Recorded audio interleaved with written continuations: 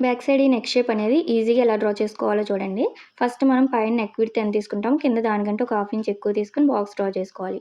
ఇప్పుడు వచ్చిన డీప్‌కి ఇలాగ మిడిల్‌కి అనేది ఒక మార్కింగ్ చేసుకోండి.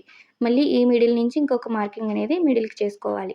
ఇప్పుడు ఇక్కడ మనము అటు సైడ్‌కి 1 ఇంచ్ లేదా ముప్పావు ఇంచు, ఒక హాఫ్ ఇంచు కస్టమర్ ఇష్టాన్ని బట్టి బ్రాడ్ పెట్టుకోండి. ఇప్పుడు కర్వ్ స్కేల్ యూజ్ చేసి మనము నెక్ అనేది ఈజీగా డ్రా చేసుకోవచ్చు చూడండి. ఈ లైన్స్ కలుపుతూ ఇలా డ్రా చేసుకోవాలి. అలానే ఇంకొంచెం రౌండ్ కావాలి అంటే కిందకి పెట్టుకొని ఇలా డ్రా చేసుకోండి. ఈ స్కేల్ ఉంటే మనకు చాలా బాగా యూజ్ అవుతుంది. ఇప్పుడు ఇక్కడ పైన హాఫ్ ఇంచ్ ఖర్చు దగ్గర నుంచి ఇక్కడికి కరెక్ట్‌గా ఇలా పెట్టేసుకొని కలిపేసుకోండి. చూసారా ఎంత బాగా వచ్చిందో షేప్ అనేది.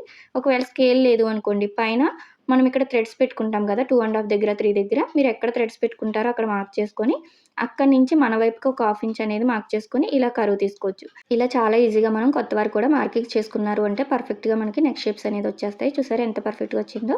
ఫుల్ వీడియో లింక్ అనేది కింద ఇస్తాను, చెక్ చేయండి. అలానే ప్రిన్సెస్ కటింగ్ ఎలా కట్ చేయాలో కూడా చూపించాను, చెక్ చేయండి.